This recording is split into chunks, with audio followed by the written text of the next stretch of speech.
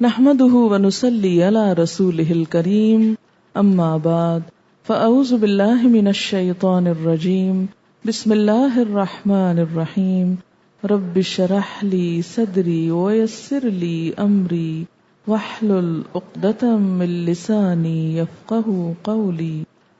حج نبی صلی اللہ علیہ وسلم کا آنکھوں دیکھا حال۔ رسول اللہ صلی اللہ علیہ وسلم نے اعلان عام فرمایا کہ میں اس سال حج بیت اللہ کے لیے جانے والا ہوں۔ آپ نے لوگوں کو بھی اپنے ساتھ چلنے کا حکم دیا۔ یہ عجیب اتفاق تھا کہ اس سال مدینہ منورہ میں چیچک یا خسرہ کی وبا پھوٹ پڑی تھی، اور اس وجہ سے لوگوں کی ایک معقول تعداد حج سے محروم رہ گئی۔ جن لوگوں کے لیے یہ بیماری حج سے مانے رہی، آپ صلی اللہ علیہ وسلم نے ان کے لیے ارشاد فرمایا کہ ماہ رمضان میں عمرہ حج کے برابر ہے۔ تو جو شخص حج کے لیے جانا چاہے بہتر ہے، اور جو رمضان میں عمرہ پر اکتفا کرنا چاہتا ہے وہ بھی بجا ہے۔ لیکن یاد رکھیے کہ عمرہ ہے، ثواب میں حج کے برابر ہے، مگر عمرہ ادا کرنے سے فرض ادا نہیں ہوتا۔ رسول اللہ صلی اللہ علیہ وسلم حجۃ الوداع میں مدینہ منورہ سے مکہ مکرمہ کا ہی عزم لے کر روانہ ہوئے تھے، اور مدینہ آنے کے بعد آپ نے اس کے علاوہ اور کوئی حج نہیں کیا۔ آپ صلی اللہ علیہ وسلم نے اپنے اس سفر کے لیے شجرہ والی راہ لی۔ ایک مخصوص راستے کا نام ہے شجرہ والا راستہ۔ اس روز جمعرات تھی اور ماہ ذوالقعدہ کے 6 دن باقی تھے، جبکہ ہجرت کا 10واں سال تھا۔ دن کے اجالے میں سفر شروع ہوا۔ آپ نے تیل لگایا، کنگھی کی، اور نماز ظہر مدینہ میں ادا کر کے روانہ ہوئے، اور نماز عصر اپنے پہلے پڑاؤ ذوالحلیفہ، جس کا موجودہ نام ابیار علی ہے، وہاں پہنچ کر ادا فرمائی۔ جمعہ کی رات وہیں گزاری، یعنی پہلے پڑاؤ پر۔ اس رات آپ اپنی زوجات کے پاس بھی گئے، صبح کو غسل کیا اور نماز فجر پڑھی۔ حضرت عائشہ رضی اللہ تعالی عنہا نے اپنے ہاتھ سے آپ کو زریرہ کی خوشبو لگائی۔ یہ زرد رنگ کی ایک بوٹی کا نام ہے جو رنگنے کے کام آتی ہے۔ علاوہ ازیں ایک اور خوشبو بھی لگائی جس میں کستوری شامل تھی۔ پھر آپ نے اپنے سر کو لبدہ لگایا۔ یہ کیا چیز ہوتی ہے؟ وہ حاجی جس کے سر کے بال لمبے ہوں، اس کے لیے مسنون ہے کہ سر پہ چپکنے والی کوئی چیز لگا لے تاکہ بال ذرا جم جائیں، گرد و غبار سے خراب نہ ہوں، اڑے نہ، الجھے نہ۔ اس عمل کو تلبید کہتے ہیں۔ اپنی قربانی کے جانور کو 2 جوتوں کا قلادہ ہار پہنایا۔ رسم جو عربوں میں ہوتی تھی کہ جانوروں کے گلے میں جوتی کا ہار پہناتے تھے، یہ بتانے کو کہ یہ ہدی کے جانور ہیں، اور اس کے کوہان کے داہنی جانب معمولی سا چیرا لگایا، یہ ایک نشان کے طور پر کہ یہ حرم کی طرف سفر کیا جا رہا ہے، جس سے تھوڑا سا خون نکل آیا۔ یہ خون اس کے کوہان اور بالوں پر مل دیا جاتا ہے، ایک طرح سے رنگ لگ جاتا ہے۔ اس عمل کو اشعار کہتے ہیں۔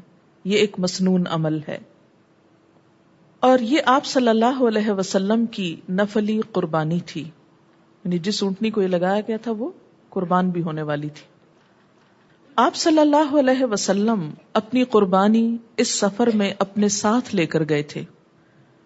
پھر آپ صلی اللہ علیہ وسلم اپنی اونٹنی پر سوار ہو گئے، اور جب وہ مسجد ذی الحلیفہ کے قریب پہنچی اور دوسری بار کھڑی ہوئی تو آپ نے تلبیہ لبیک پکارنا شروع کیا۔ کب پکارنا شروع کیا؟ دوسری بار جب کھڑی ہوئی، مسجد ذی الحلیفہ کے قریب پہنچ کر، اور یہ ظہر سے کچھ پہلے کا وقت تھا۔ آپ صلی اللہ علیہ وسلم نے حج اور عمرہ دونوں کا اکٹھے تلبیہ پکارا، لبیک اللہم حج و عمرہ، اور اس نیت کو حج قران کی نیت کہتے ہیں۔ اور لوگوں کو بھی یہی ارشاد فرمایا کہ جو حج اور عمرہ دونوں کا تلبیہ کہنا چاہتا ہے کہے، اور جو صرف حج یا صرف عمرے کی نیت رکھتا ہے وہ بھی صحیح ہے، وہ اسی کا تلبیہ پکارے۔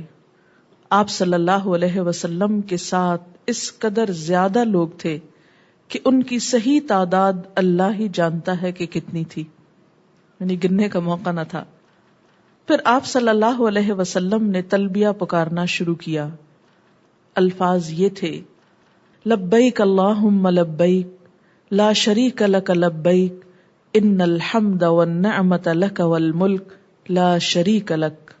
میں حاضر ہوں اے اللہ، میں حاضر ہوں، تیرا کوئی شریک نہیں، میں حاضر ہوں، تمام تعریفیں اور تمام نعمتیں تیری ہی ہیں اور بادشاہت بھی تیری ہی ہے، تیرا کوئی شریک اور ساجھی نہیں۔ لبیک اللہم لبیک لبیک لا شریک لک لبیک ان الحمد والنعمت لک والملک لا شریک لک۔ لبیک اللہم لبیک لبیک لا شریک لک لبیک ان الحمد والنعمت لک والملک لا شریک لک۔ کبھی ان الفاظ کے ساتھ ساتھ یوں بھی فرماتے رہے: لبیک الہ الحق، میں حاضر ہوں اے سچے معبود۔ جبریل امین تشریف لائے اور کہا کہ اپنے صحابہ کو حکم دیں کہ بلند آواز سے تلبیہ کہیں، یعنی دل دل میں نہیں بلکہ پکار کر۔ ابھی ذوالحلیفہ میں ہی تھے کہ حضرت ابوبکر صدیق رضی اللہ تعالی عنہ کی زوجہ محترمہ کے ہاں محمد بن ابی بکر رضی اللہ عنہ کی ولادت ہوئی۔ اس خاتون کے لیے آپ نے ارشاد فرمایا کہ یہ غسل کر کے اپنے آپ کو باندھ لے، احرام باندھے اور تلبیہ پکارے۔ چونکہ یہ خاتون نفاس کی حالت میں تھی تو اس سے کیا پتہ چلتا ہے کہ حالت نفاس میں احرام باندھا جا سکتا ہے، تلبیہ پکارا جا سکتا ہے۔ تب آپ نے میدان بیضاء میں نماز ظہر ادا فرمائی اور اس کے بعد کوچ کیا۔ مدینہ منورہ سے سفر شروع کرنے کے 8ویں دن بعد ذوالحج کا چاند نظر آ گیا۔ اللہ اکبر اللہ اکبر لا الہ الا اللہ واللہ اکبر وللہ الحمد۔ مقام صرف پہنچے تھے کہ حضرت عائشہ صدیقہ رضی اللہ تعالی عنہا کو ایام شروع ہو گئے جبکہ انہوں نے عمرے کا احرام باندھ رکھا تھا۔ اب آپ سوچ رہے ہوں گے کہ ایسی باتیں کیوں لکھی جاتی ہیں کتابوں میں، مثلاً پیچھے کہ آپ اپنی ازواج کے پاس گئے، یہاں یہ کہ خاتون کے ہاں ولادت ہو گئی، اب تیسرے یہ کہ خاتون کے ایام شروع ہو گئے، اس لیے کہ یہ سب چیزیں فطرت کا ایک حصہ ہیں اور کتابوں میں اس لیے لکھی ہوئی ہیں کہ اگر آج کے دور میں کسی کو ایسے حالات پیش آئیں تو وہ کسی مشکل یا پریشانی میں مبتلا نہ ہو اور اطمینان کے ساتھ اپنا حج یا عمرہ جاری رکھے۔ ان کا ہر عمل چونکہ قابل تقلید ہے اور ہمارے لیے اس میں سیکھنے کا سبق ہے، اور یہ بتانا بھی مقصود ہے کہ وہ سب لوگ انسان تھے اور ان کے ساتھ انسانی ضروریات بھی تھیں اور ہم بھی انسان ہیں، اور ان ضروریات کے ساتھ بھی دین پر عمل کیا جا سکتا ہے۔ دین نے ان چیزوں کو کنڈیم نہیں کیا، نفرت کا اظہار نہیں کیا، ان سب حالات میں کیا طرز عمل بہتر ہے، کیا کرنا چاہیے، وہ سبق سکھا دیا ہے۔ رسول اللہ صلی اللہ علیہ وسلم نے حضرت عائشہ کو حکم دیا کہ غسل کریں، اپنے بال خوب کھولیں اور کنگھی کریں، عمرہ چھوڑ دیں اور اب حج کی نیت کر لیں اور حج کے اعمال ہی سر انجام دیں، مگر پاک ہونے تک طواف بیت اللہ سے احتراز کریں۔ تو اس سے کیا پتہ چلتا ہے کہ احرام کی حالت میں نہا بھی سکتے، کنگھی بھی کر سکتے اور باقی سب کچھ ہو سکتا ہے سوائے طواف بیت اللہ کے۔ آپ صلی اللہ علیہ وسلم اسی وادی صرف میں تھے کہ لوگوں سے ارشاد فرمایا، جس کسی کے پاس قربانی نہیں ہے اور وہ اپنے اس حج کو عمرہ میں تبدیل کرنا چاہے تو کر لے، البتہ جس کے پاس قربانی ہے وہ اپنی نیت تبدیل نہیں کر سکتا۔ وہ حج قران ہی کرے، باقی لوگ حج تمتع کر لیں، پہلے عمرہ کر لیں، پھر احرام کھول دیں، پھر دوبارہ حج کا الگ سے احرام پہنے۔ چنانچہ بعض نے اپنے حج کی نیت کو عمرے میں بدل لیا اور کچھ حج کی نیت پر ہی قائم رہے۔ اس سے کیا پتہ چلتا ہے کہ درمیان میں جا کر بھی حسب حالات نیت میں تبدیلی ہو سکتی ہے۔ البتہ جن کے پاس قربانیاں تھیں انہوں نے اپنی نیت تبدیل نہ کی۔ ایک مقام پر آپ نے یہ بھی حکم دیا کہ ہر وہ شخص جس کے پاس قربانی ہے وہ حج اور عمرہ قران کا تلبیہ پکارے۔ آپ وہاں سے چل کر وادی ذی طویٰ میں جا اترے اور اتوار کی رات وہیں گزاری۔ یہ ذوالحج کی 4 تاریخ تھی۔ صبح کی نماز بھی آپ نے یہیں ادا فرمائی۔ اتوار کی صبح دن چڑھے آپ مکہ شہر میں اس کی بالائی جانب سے داخل ہوئے۔ آپ کے ساتھ ایک جم غفیر تھا۔ راستے میں مختلف اطراف کے لوگ بھی بے شمار تعداد میں آپ کے ساتھ شریک سفر ہو گئے۔ یعنی مدینہ سے چلنے والے تو تھے ہی کثیر، لیکن راستے میں بھی قافلے ساتھ شریک ہوتے گئے اور قافلہ بڑھتا گیا۔ آپ صلی اللہ علیہ وسلم نے مکہ شہر میں داخلے کے لیے اس کی بالائی جانب قدا کی طرف سے ثنیہ علیا والی راہ اختیار فرمائی۔ اگر آپ مکہ جائے تو ایک لفظ لکھا ہوتا ہے کاف دال الف حمزہ، یا یہ ایک بعض جگہ لکھا ہوتا ہے، تو یہ بالائی جانب ہے۔ حرم جو ہے وہ نچلی جانب ہے، یعنی ڈپریشن میں ہے۔ آپ صلی اللہ علیہ وسلم نے بیت اللہ میں آتے ہی حجر اسود کا استلام بوسہ لیا، کعبہ کے گرد 7 چکر لگا کر طواف مکمل فرمایا۔ پہلے 3 چکروں میں رمل یعنی آہستہ آہستہ دوڑنے کا عمل کیا، باقی 4 چکروں میں عام رفتار سے چلے۔ ہر چکر میں رکن یمانی کو ہاتھ سے چھوتے اور حجر اسود کو بوسہ دیتے تھے، لیکن شمالی طرف کے دوسرے 2 ارکان کو ہاتھ نہ لگایا، یعنی حجر اسود کو بوسہ دیا اور رکن یمانی کو ہاتھ لگایا، اور باقی 2 کارنرز کو ٹچ ہی نہیں کیا۔ رکن یمانی اور حجر اسود کے درمیان یہ دعا پڑھتے تھے، ربنا آتنا فی الدنیا حسنۃ وفی الآخرۃ حسنۃ وقنا عذاب النار۔ اے ہمارے رب، ہمیں اس دنیا میں ہر طرح کی بھلائیاں عطا فرما اور آخرت میں بھی تمام تر خیرات و حسنات سے نواز، اور ہمیں دوزخ کے عذاب سے محفوظ رکھ۔ پھر آپ صلی اللہ علیہ وسلم نے مقام ابراہیم کے پیچھے 2 رکعت نماز ادا فرمائی۔ ان میں فاتحہ کے بعد قل یا ایھا الکافرون اور قل ھو اللہ احد سورتیں تلاوت فرمائیں، یعنی مختصر نفل تھے، بہت لمبی تلاوت نہیں تھی اس میں۔ اور یہ بھی ایک اسوہ حسنہ ہے، کیونکہ اتنے رش میں اگر آپ لمبی لمبی صورتیں پڑھنے کھڑے ہو جائیں تو لوگوں کو پریشان کریں گے۔ آپ صلی اللہ علیہ وسلم نے مقام ابراہیم کو سمجھتے ہیں نا آپ، جہاں پر حضرت ابراہیم علیہ السلام کے پاؤں کے نشانات پر مشتمل پتھر ہے، آپ نے مقام ابراہیم کو اپنے اور کعبہ کے درمیان کر کے نماز پڑھی، اور اس کے پاس آتے ہوئے نماز سے پہلے یہ الفاظ ادا فرمائے، وَاتَّخِذُوا مِن مَّقَامِ إِبْرَاهِيمَ مُصَلًّى، اور بنا لو مقام ابراہیم میں سے جائے نماز، نماز کی جگہ، یعنی اس کے قریب۔ ادروائز اگر وہاں قریب جگہ نہ ہو تو پورے حرم میں کہیں بھی آپ یہ نفل پڑھ سکتے ہیں۔ ظاہر ہے کہ سب لوگوں کو تو اس جگہ نہیں ملی ہوگی، کہ جم غفیر تھا تو جہاں جہاں جس کو جگہ ملی اس نے نماز ادا کر لی۔ طواف کی سنتوں سے فارغ ہو کر آپ دوبارہ حجر اسود کے پاس گئے اور اس کو بوسہ دیا، دوبارہ حجر اسود کے پاس۔ بعد ازاں آپ صفا مروہ کی طرف روانہ ہوئے، اور آپ کی زبان مبارک پر یہ الفاظ تھے، ان الصفا والمروۃ من شعائر اللہ ابدأ بما بدأ اللہ۔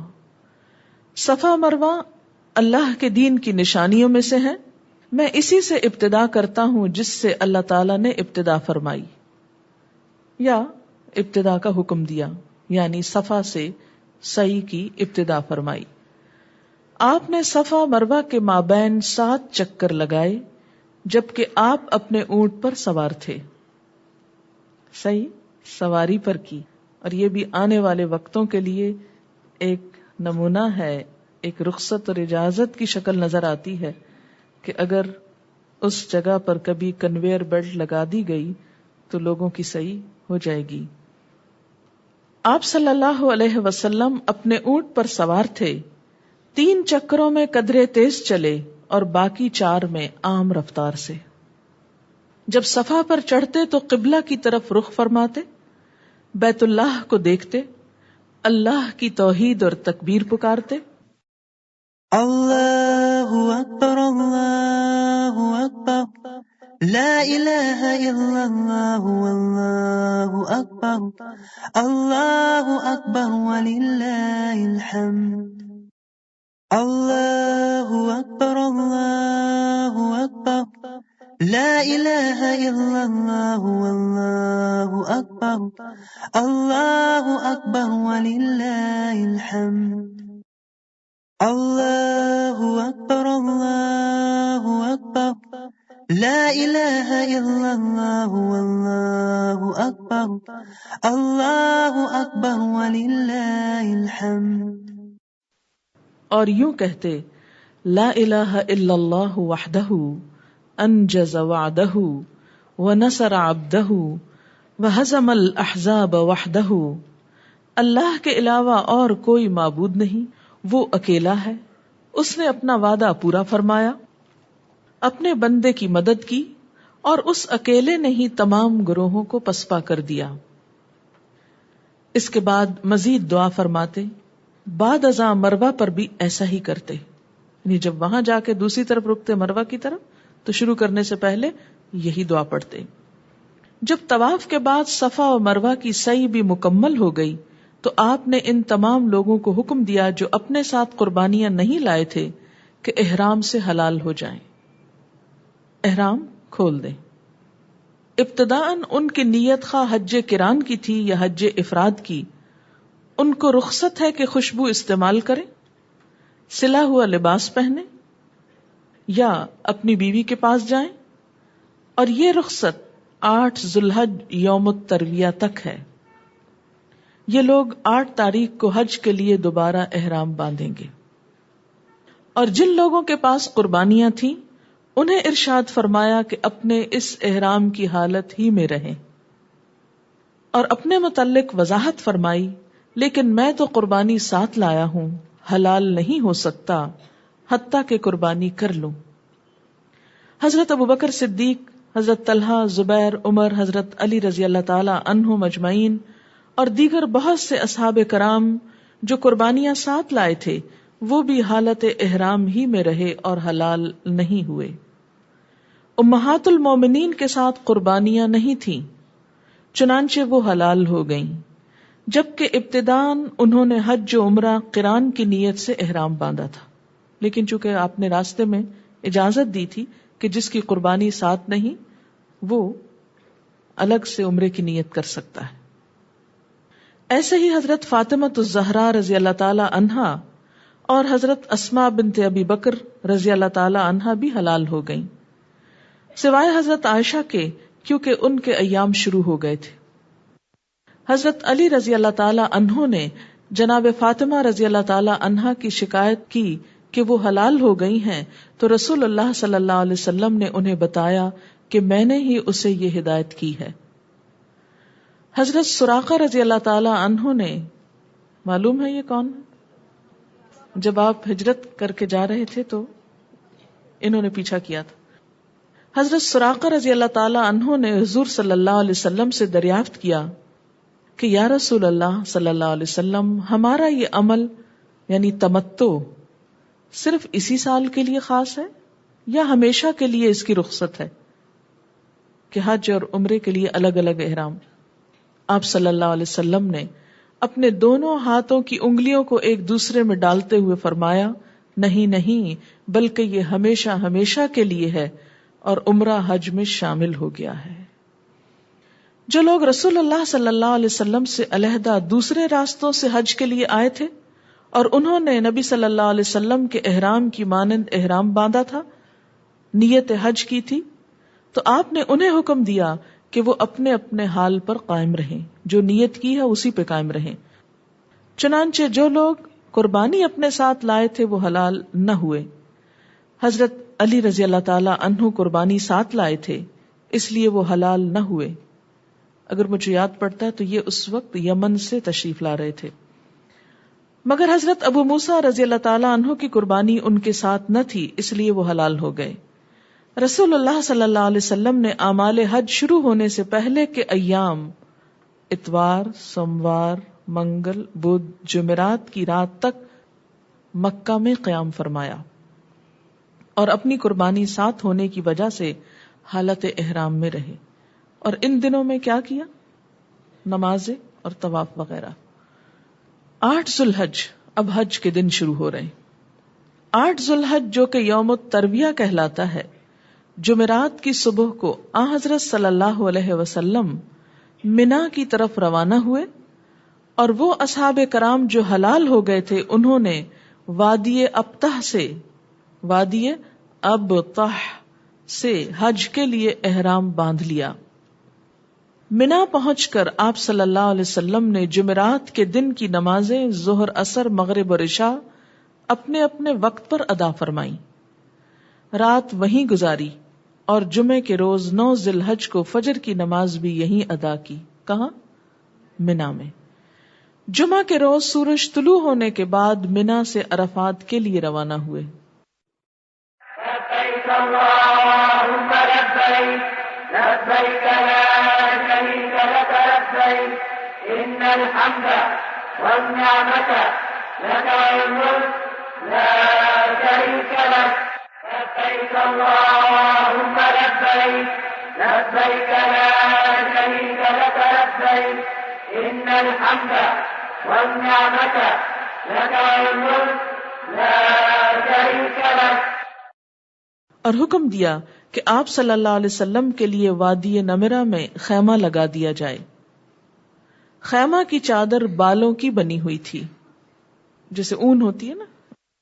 آپ صلی اللہ علیہ وسلم عرفات پہنچے اور اپنے خیمے میں تشریف لے آئے۔ بتانا یہ مقصود ہے کہ حاجی سر ویسے تو نہیں ڈھانپ سکتا، مگر خیمے کے اندر بیٹھ سکتا ہے حالت احرام میں۔ آپ صلی اللہ علیہ وسلم عرفات پہنچے اور اپنے خیمہ میں تشریف لے آئے۔ جب سورج ڈھل گیا تو ارشاد فرمایا کہ میری اونٹنی قصوہ تیار کی جائے، چنانچہ اس پر پالان کس دیا گیا اور آپ میدان عرفات میں تشریف لے آئے۔ آپ صلی اللہ علیہ وسلم نے اپنی اونٹنی پر سے ہی خطبہ ارشاد فرمایا تاکہ سب لوگ دیکھ سکیں آپ کو۔ اس میں آپ نے مسلمانوں کے مابین ان کے خون، مال اور عزتوں کے حرام ہونے کا واعظ فرمایا۔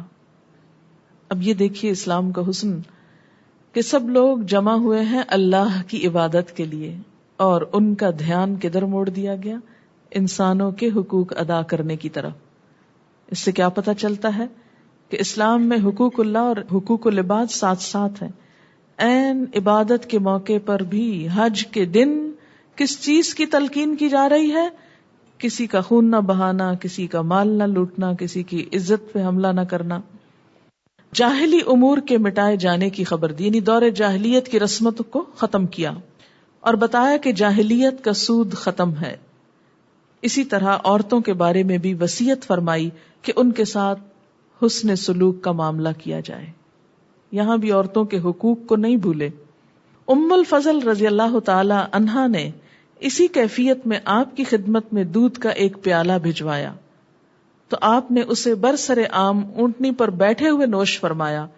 اس طرح سب کو معلوم ہو گیا کہ آپ روزے سے نہیں۔ اور یہ وضاحت اس لیے ضروری تھی کہ عام حالات میں جو لوگ حج نہ کر رہے ہوں ان کو روزہ رکھنا چاہیے، نفل روزہ ہے، بہت ہی ثواب کا، کہ 2 سال کے گناہ اس سے معاف ہوتے ہیں، ایک پچھلے اور ایک اگلے۔ لیکن حج پر موجود لوگوں کو یہ روزہ نہیں رکھنا ہوتا۔ بعد ازاں آپ نے بلال رضی اللہ تعالی عنہ کو حکم دیا، انہوں نے آذان پڑھی، پھر اقامت کہی اور آپ صلی اللہ علیہ وسلم نے ظہر اور عصر کی نمازیں جمع کر کے قصر کی اور ادا فرمائیں، اور ان کے مابین کوئی سنت یا نفل وغیرہ نہیں پڑھے۔ آذان 1 اور اقامتیں 2 کہی گئیں۔ 2 اقامتوں کا مطلب کیا ہے؟ پہلے ظہر کی نماز کے لیے اقامت کہی گئی، پھر اس کے بعد کوئی نفل سنت بیچ میں نہیں، دوبارہ عصر کے لیے اقامت کہی گئی۔ یہ قصر بھی تھی اور جمع بھی تھی۔ نماز کے بعد آپ اپنی سواری پر سوار ہو گئے اور مقام وقوف پر تشریف لے گئے اور اپنا رخ قبلے کی طرف فرما لیا۔ سواری پہ سوار ہو گئے اور مقام وقوف پر تشریف لے گئے، یعنی جہاں حج کے لیے کھڑا ہونا ضروری ہے، وہ ایک خاص ایریا ہے، اگر اس کے باہر کوئی کھڑا ہوتا تو حج نہیں ہوتا۔ اور دعا و مناجات میں مشغول ہو گئے، نماز پڑھ کر دعاؤں میں مشغول ہو گئے، کیونکہ وقوف عرفات زوال کے بعد شروع ہوتا ہے، صبح میں نہیں ہوتا۔ اسی اثناء میں ایک آدمی اپنی سواری سے گر کر فوت ہو گیا اور وہ حالت احرام میں تھا۔ آپ صلی اللہ علیہ وسلم نے ارشاد فرمایا کہ اسے اس کے انہی کپڑوں ہی میں کفن دیا جائے، کیونکہ احرام بھی تو کفن سے ملتی جلتی چیز ہے نا۔ خوشبو نہ لگائی جائے اور اس کا سر بھی نہ ڈھانپا جائے۔ آپ صلی اللہ علیہ وسلم نے مزید خبر دی کہ قیامت کے دن یہ شخص لبیک پکارتا ہوا اٹھے گا۔ لبیک اللہم لبیک لبیک لا شریک لک لبیک ان الحمد والنعمت لک والملک لا شریک لک لبیک اللہم لبیک لبیک لا شریک لک لبیک ان الحمد والنعمت لک والملک لا شریک لک۔ کیونکہ جس حال میں انسان کی موت ہوگی اسی حال میں انسان قیامت کے دن اٹھے گا، یعنی جو آخری عمل ہوگا ایک طرح سے اس کے ساتھ ابتدا ہوگی۔ کسی کی سجدے میں جان گئی یا قرآن پڑھتے ہوئے یا احرام پہنے ہوئے یا کوئی اور نیکی کا کام کرتے ہوئے، تو اسی طرح انسان اٹھے گا۔ نجد کے لوگوں نے آپ سے حج کے مسائل دریافت کیے تو آپ نے وقوف عرفہ کے متعلق فرمایا کہ یہ واجب ہے اور اس کا وقت بھی متعین فرمایا۔ واجب سے مراد یہ کہ فرض ہے، لازم ہے، اس کے بغیر حج نہیں ہوتا۔ نیز لوگوں کو یہ پیغام بھی بھجوایا کہ میدان عرفات میں اپنے اپنے پڑاؤ پر ہی وقوف کریں، یعنی ضروری نہیں کہ سب ایک خاص جگہ پر جمع ہوں، جہاں جہاں خیمے لگے ہیں، جہاں جہاں لوگ بیٹھے ہیں وہیں پر کھڑے رہیں۔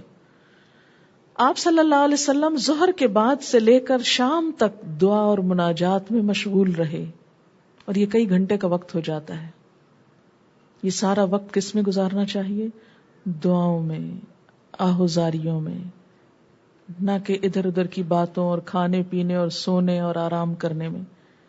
لائف ٹائم ایکسپیرینس ہوتا ہے، اگرچہ تھکاوٹ، گرمی، بھوک، پریشانی ہوتی ہے، لیکن ان سب چیزوں کو کنٹرول کر کے نبی صلی اللہ علیہ وسلم کی سنت میں اس وقت کو زیادہ سے زیادہ دعا میں گزارنا چاہیے۔ اب کوئی اور نفل نہیں پڑھے جاتے، یہ یاد رکھیے، کیونکہ عصر کی نماز ہو چکی، نفل نہیں ہوں گے، صرف دعائیں۔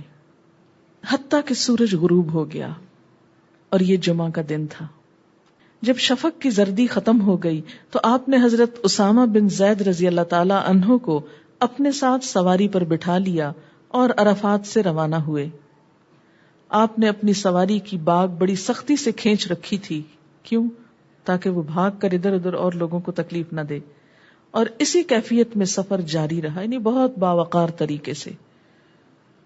راستے میں آپ لوگوں کو پرسکون رہنے کی تلقین فرماتے رہے کہ پینک نہ ہو، بھگدڑ نہ مچاؤ، امن سے امن سے، کیونکہ جب بہت ہجوم ہوتا ہے تو عموماً لوگ پریشان ہو جاتے ہیں اور ہر ایک دوسرے سے آگے نکلنے کی کوشش کرنے لگتا ہے کہ جلدی آزمائش ختم ہو، لیکن کیا فرمایا کہ پرسکون رہو۔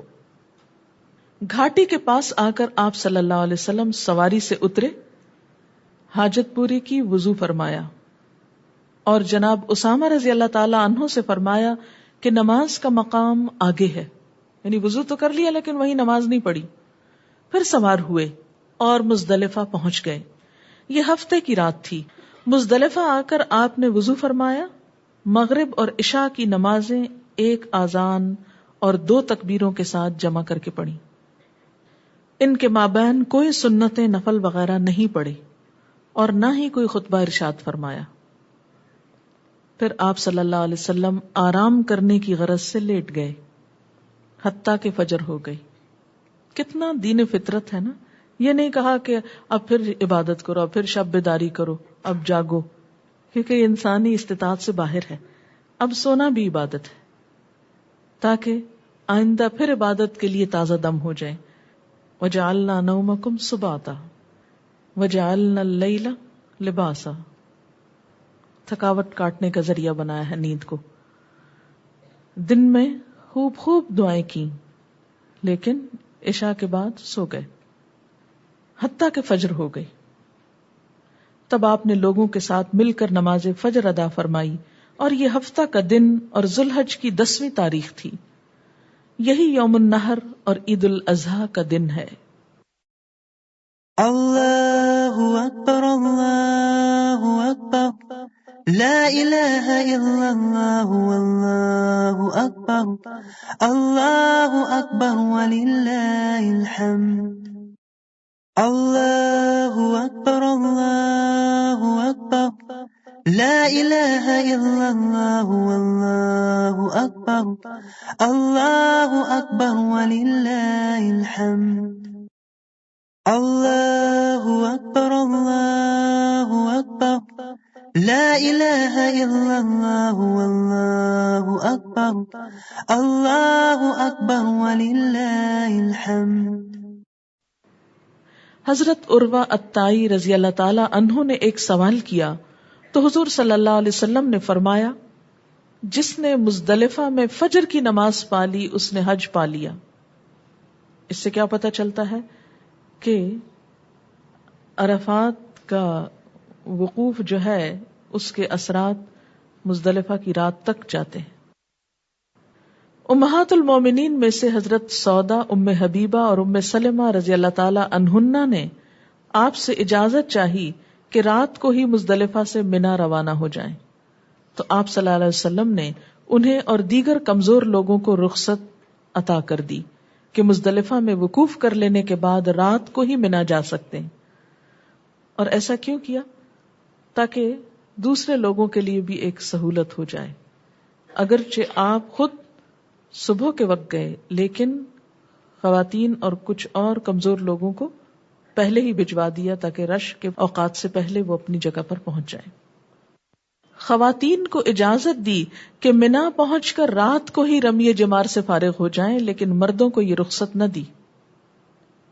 آپ صلی اللہ علیہ وسلم نماز فجر ادا کر لینے کے بعد المشعر الحرام کے پاس تشریف لے آئے اور قبلہ رخ ہو کر دعا اور مناجات اور تکبیر و تحلیل میں مشغول ہو گئے اور سورج طلوع ہونے سے پہلے ہی وہاں سے روانہ ہو گئے. یہاں سے آپ نے جناب فضل بن عباس کو اپنے ساتھ سواری پر بٹھا لیا جبکہ اسامہ رضی اللہ تعالی عنہ قریش کے پہلے جانے والے لوگوں کے ساتھ روانہ ہو گئے. یہیں قبیلہ بنو خثعم کی ایک خاتون نے آپ سے دریافت کیا کہ آیا میں اپنے والد کی طرف سے حج کر سکتی ہوں؟ آپ صلی اللہ علیہ وسلم نے فرمایا ہاں تم اپنے والد کی طرف سے حج کر سکتی ہو.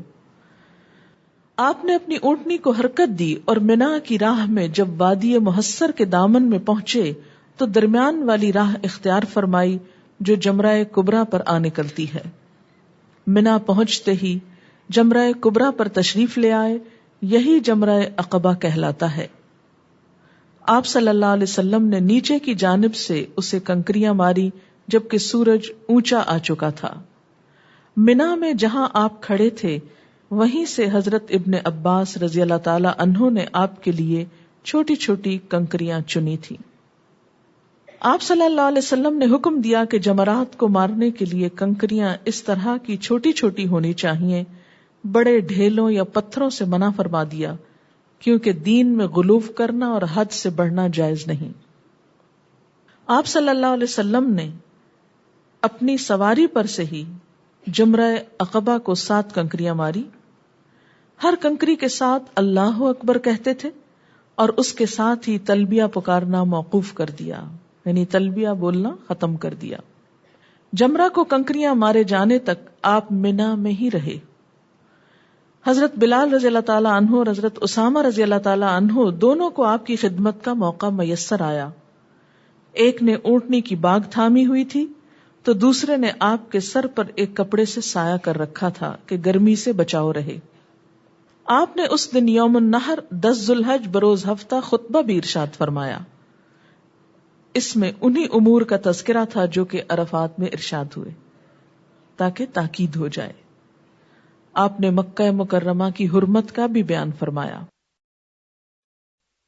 رمی کے بعد آپ قربان گاہ کی طرف تشریف لے آئے۔ یہاں آپ نے 100 اونٹ نہر کیے۔ 100 اونٹ، ان میں سے 63 تو آپ نے اپنے دست مبارک سے خود نہر فرمائے، اور باقی کے متعلق حضرت علی رضی اللہ تعالی عنہ کو حکم دیا کہ وہ نہر کریں۔ یہ قربانیاں کچھ تو آپ صلی اللہ علیہ وسلم مدینہ منورہ سے اپنے ساتھ لائے تھے، کچھ حضرت علی رضی اللہ تعالی عنہ یمن سے لے کر پہنچے تھے۔ پھر آپ صلی اللہ علیہ وسلم نے اپنا سر منڈایا اور بال مبارک آدھے تو حضرت ابو طلحہ کو عنایت فرما دیے اور باقی دیگر صحابہ کرام میں تقسیم کر دیے، اور ان کے حصے میں 1-1 2 بال آئے۔ اپنی زوجات کی طرف سے آپ نے گایوں کی قربانی دی، اور ان میں سے جنہوں نے عمرہ کیا ان کی طرف سے بھی 1 گائے ذبح فرمائی۔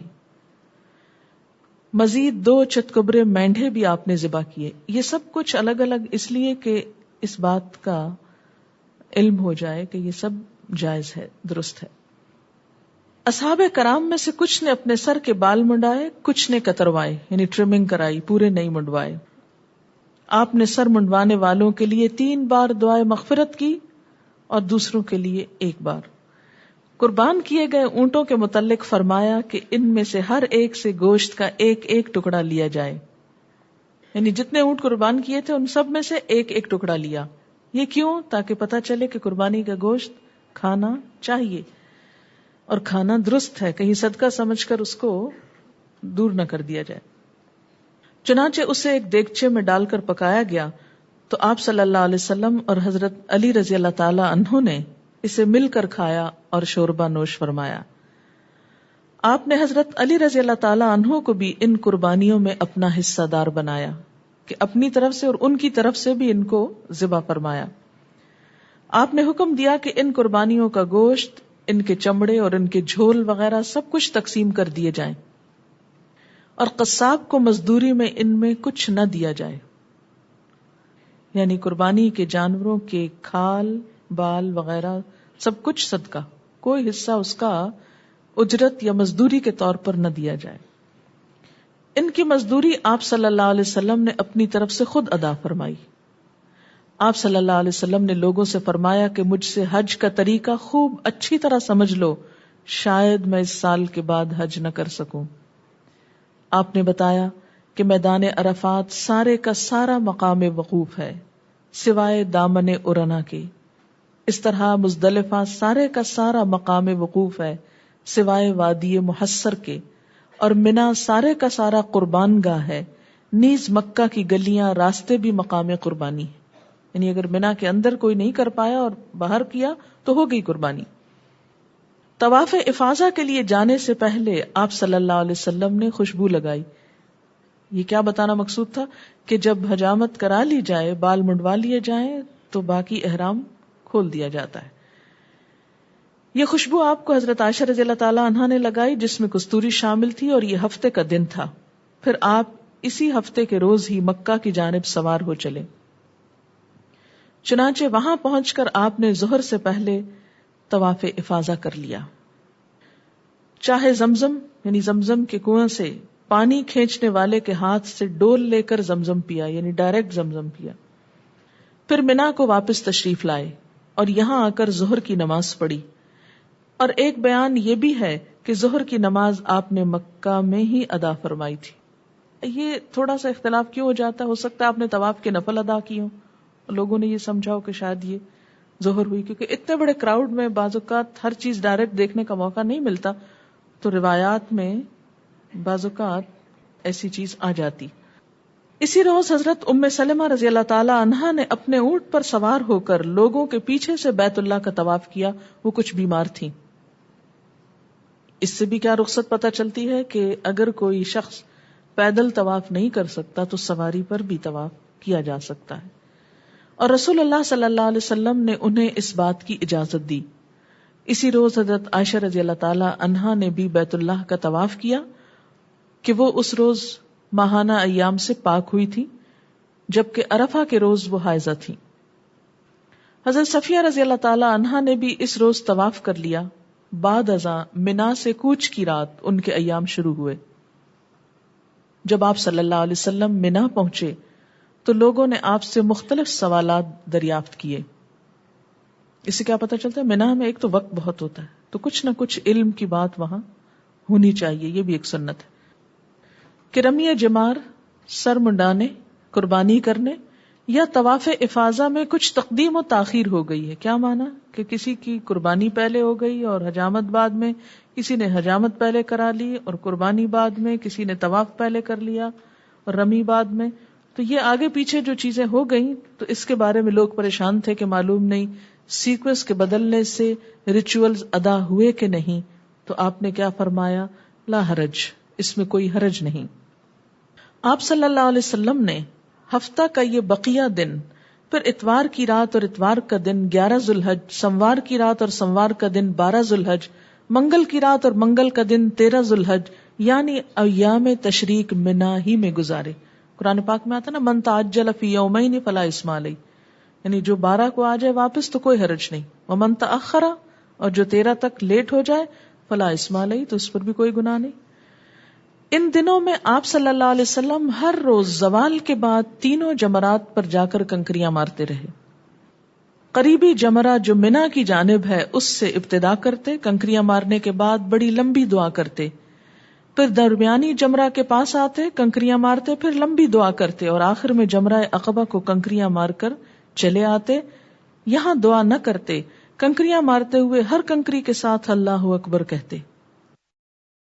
اللہ اکبر اللہ اکبر لا الہ الا اللہ واللہ اکبر اللہ اکبر وللہ الحمد. اللہ اکبر اللہ اکبر لا الہ الا اللہ واللہ اکبر اللہ اکبر وللہ الحمد. آپ صلی اللہ علیہ وسلم نے اتوار کے روز 11 ذوالحج کو بھی خطبہ ارشاد فرمایا، اور یہ بھی بیان کیا گیا ہے کہ سوموار 12 ذوالحج کو بھی خطبہ دیا، یعنی ساتھ ساتھ عبادت کے تعلیم بھی ہوتی رہی. ان خطابات میں آپ صلی اللہ علیہ وسلم مسلمانوں کے مابین ان کی عزتوں، ان کے خونوں اور ان کے اموال کی اہمیت اور حرمت کا بیان فرماتے رہے. اس سے پتہ چلتا ہے کہ دین کی اسپرٹ کیا ہے، دین کس لیے آیا ہے، اور یہ کہ بیت اللہ کی حرمت کا بھی پاس رکھے، کیونکہ بیت اللہ ایسی چیز ہے نا جو سب کو جوڑنے والا ہے، اکٹھا کرنے والا. ہر قسم کے لوگ وہاں اکٹھے ہو جاتے ہیں جو یہاں الگ الگ بٹے رہتے ہیں. آپ صلی اللہ علیہ وسلم کے چچا حضرت عباس رضی اللہ تعالی عنہ نے آپ سے رخصت چاہی کہ منا کی راتیں مجھے مکہ میں گزارنے کی اجازت عنایت فرمائیں تاکہ حجاج کو پانی پلانے کی خدمت سر انجام دے سکوں. چنانچہ انہیں اجازت دے دی گئی. عام حجاج کے لیے کیا حکم ہے کہ منا کی راتیں بھی منا میں گزاریں، الا یہ کہ کوئی اہم کام ہو، جیسے یہ تھا. ایسے ہی چرواہوں کو بھی منا سے باہر چراگاہوں میں رہنے کی اجازت دی، جانوروں کی حفاظت وغیرہ کے لیے. ایام تشریق کے آخری دن 13 ذوالحج منگل کے روز آپ صلی اللہ علیہ وسلم منا سے روانہ ہو کر وادی محصب تشریف لائے. یہ دن یوم النفر، روانگی کا دن کہلاتا ہے. وادی محصب میں آپ کے لیے خیمہ لگا دیا گیا اور یہ خدمت حضرت ابو رافع رضی اللہ تعالی عنہ نے سر انجام دی. یہی آپ کے منتظم سفر تھے. آپ صلی اللہ علیہ وسلم نے اپنے اس پڑاؤ میں ظہر، عصر، مغرب اور عشاء کی نمازیں ادا فرمائیں. 14 ذوالحج بدھ کی رات آپ نے یہیں بسر کی. حضرت عائشہ رضی اللہ تعالی عنہا نے شوق کیا کہ ایک عمرہ کر لیں کہ اب وہ پاک ہو گئی تھی، کیونکہ اس پورے سفر میں وہ عمرہ نہیں کر سکی تھی. تو آپ صلی اللہ علیہ وسلم نے ان کے بھائی حضرت عبد الرحمن بن ابی بکر کو حکم دیا کہ ان کو تنعیم سے عمرہ کروا لائیں. چنانچہ انہوں نے ایسا ہی کیا اور خود مکہ سے باہر بالائی جانب ان کا انتظار کرتے رہے کہ یہ عمرے سے فارغ ہو کر آ جائیں. آپ صلی اللہ علیہ وسلم نے لوگوں کو واپسی کا حکم دیتے ہوئے ارشاد فرمایا کہ یہاں تمہارا آخری عمل طواف بیت اللہ ہونا چاہیے، الا یہ کہ کوئی خاتون حیض سے ہو، اس کو اس عمل سے رخصت ہے. کس سے؟ طواف وداع سے. لیکن کسی کو بھی طواف افاضہ سے رخصت نہیں ہے کسی بھی حالت میں، کیونکہ اس کے بغیر حج ہی نہیں ہوتا. آپ صلی اللہ علیہ وسلم سحر کے وقت نماز فجر سے پہلے بیت اللہ میں تشریف لائے اور طواف وداع کیا اور شہر کی زیریں جانب قدا ثنیہ سفلا کی راہ سے واپس تشریف لے آئے، جس کو مسفلا نہیں آج کل بولتے. اسی راہ میں حضرت عائشہ رضی اللہ تعالی عنہا سے ملاقات ہوئی تھی جبکہ آپ طواف وداع کے لیے تشریف لے جا رہے تھے اور وہ عمرہ سے فارغ ہو کر واپس آ رہی تھی. طواف وداع کے بعد آپ صلی اللہ علیہ وسلم نے قافلے کی روانگی کا حکم دیا اور مکہ کی زیریں جانب سے مدینہ منورہ کو روانہ ہو گئے. آپ صلی اللہ علیہ وسلم کی مکہ مکرمہ میں آمد منا اور عرفات کو روانگی اور وادی محصب پہنچنے تک کی کل مدت 10 روز ہے.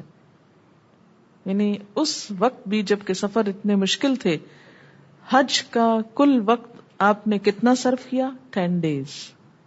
اس طرح چلتے چلتے آپ ذوالحلیفہ پہنچے، یہاں رات گزاری.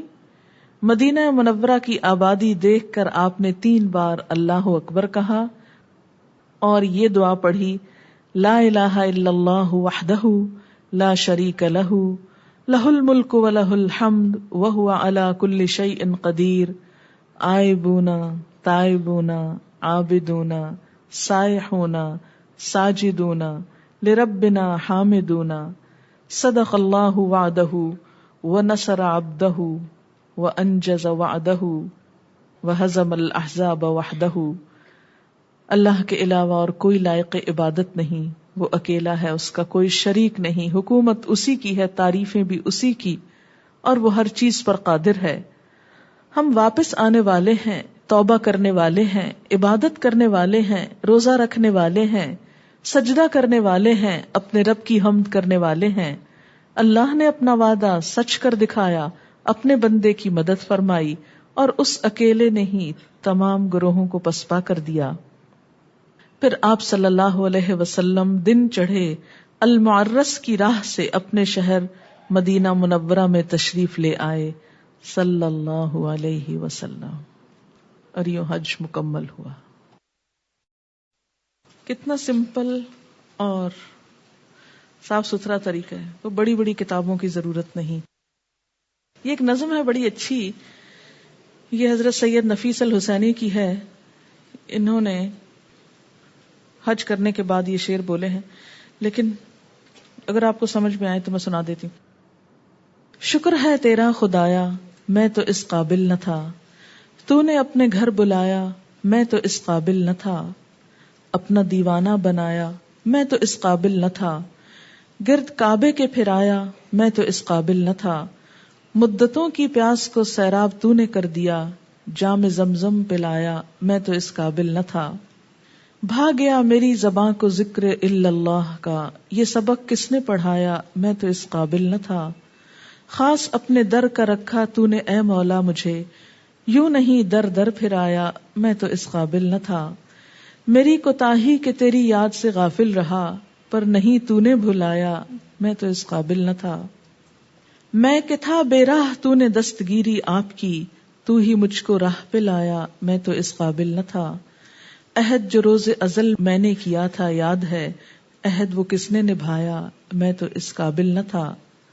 تیری رحمت تیری شفقت سے ہوا مجھ کو نصیب، گنبد خضرا کا سایہ میں تو اس قابل نہ تھا. میں نے جو دیکھا سو دیکھا بارگاہ قدس میں، اور جو پایا سو پایا میں تو اس قابل نہ تھا. بارگاہ سید الکونین صلی اللہ علیہ وسلم میں آ کر نفیس سوچتا ہوں کیسے آیا میں تو اس قابل نہ تھا. وآخر دعوانا ان الحمد للہ رب العالمین. سبحانك اللهم وبحمدك نشهد ان لا اله الا انت نستغفرك ونتوب اليك.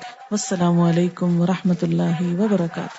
والنعمة لك والملك لا شريك لك لبيك اللهم لبيك لبيك لا شريك لك لبيك إن الحمد والنعمة لك والملك لا شريك لك لبيك اللهم